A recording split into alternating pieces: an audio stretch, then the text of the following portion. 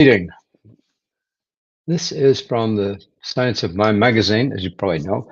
I just found out Reverend Lisa is now reading from the Science of Mind textbook. I guess she's going to go through the whole thing in a year. I don't know. But anyway, that's where she's reading from right now. Therefore, if you don't know what the Science of Mind textbook is, probably be a good time to start and join in because she's right at the beginning, as far as I know. Today's reading, as you can probably see there, is by design or default. By design or default. And if my voice sounds a bit odd, it's because my nose is running and, well, my nose is running. So if I have to reach for a tissue during this reading, so be it. Today's reading, by design or default. By design or default. First quote is from Ralph Waldo Emerson. He was a great favorite of Ernest Holmes and lots of other people. He's a great favorite of my senior minister, Reverend Dr. Jesse Jennings. Everything in nature goes by law, not by luck. Everything in nature goes by law, not by luck. And this is Ernest Holmes talking about Science of Mind practitioners. Practitioners do not feel they must compel the force, capital, to work. It is the nature of the creative power to take form, and it is the nature of humans to use it. I was going to make some comments on this. However, there are some comments in the reading, and then I'll make comments afterwards. How's that? Driving through the farmland after the rains of winter, and before the soil is tilled and turned, I see the land bustling with fresh, green life. If the farmer chooses not to farm the land that coming season, that which blew in from the winter's winds and the leftovers from previous plantings will grow. The farmer by default produces a creative blend of weeds, all reaching for the sun. Why? Because it's the nature of the soil to produce that which is planted. That's one option, he says. The other option is to create by design. The farmer may decide that this is the season for wheat, for barley, or for alfalfa. The soil really doesn't care. It's its nature to produce. This is the essence of the creative principle, capitalized. The same one that declares, quote, "It is done unto you as you believe," unquote. It goes on to say, you can depend on this principle in your life because it is its nature to produce just as sure as the soil's nature is to produce that which is planted. That is what it does. Your will comes into play in the decision of whether you plant in your life by design or by default. It says the choice is yours. This is really an extension of readings from the other day.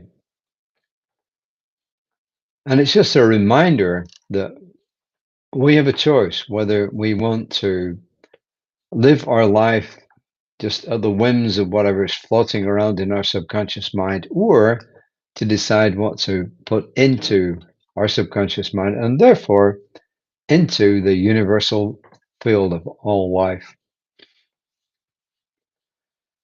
He's talking about, well, I'm not going to go into theories about leaving the pastures fallow every third season, but beyond that, what he's simply saying this, that your mind is always producing, and sometimes it's producing consciously and sometimes it's producing subconsciously, but either way you are sending thoughts and feelings into the universal subjective, into spirit, into the all. And when those thoughts and feelings have enough power behind them, especially when there's enough feeling going in there, they're going to produce something. So he's reminding us that we are at choice.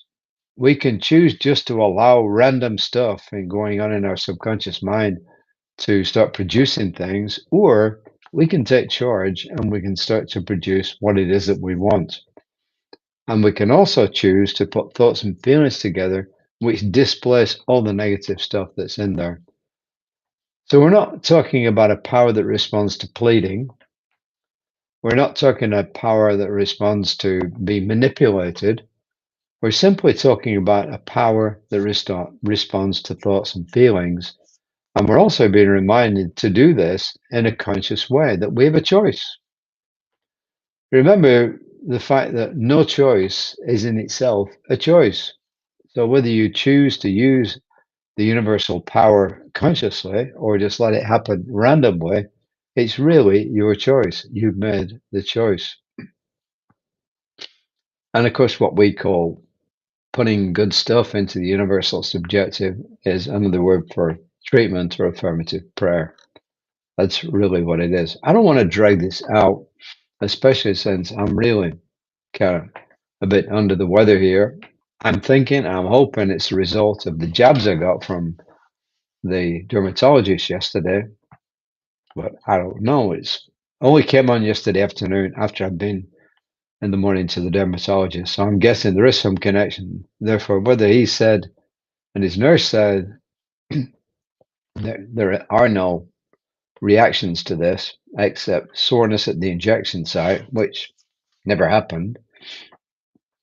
It looks like there might be something. Be that as it may, I am putting into the universal subjective that by tomorrow morning, all this will have cleared up. It will have gone. And when I go to Toastmasters tomorrow morning to do my job there, everything will be right and proper. Just a quick reminder, he's reminding us to live our life consciously. That's what he's saying here, to live our life in awareness, to live our life consciously. And when we need help, to reach out for it, because all of us at some time in our life need help to produce things. Hopefully tomorrow I can give you a little bit more. Well, let me just have a quick look what tomorrow's reading is about. Oh,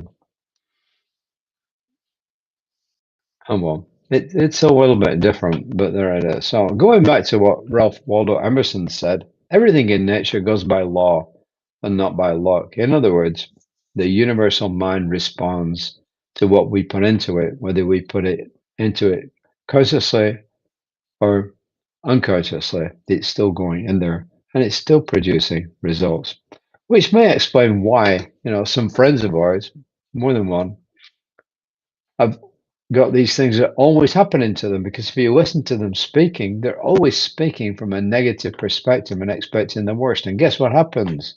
Yep, they get the worst. It's sad, but it's true. And I just like to ask all of you, whatever side of the political spectrum you're on, whatever you think about what's going on in the Middle East, at least all of us can hold in our minds peace.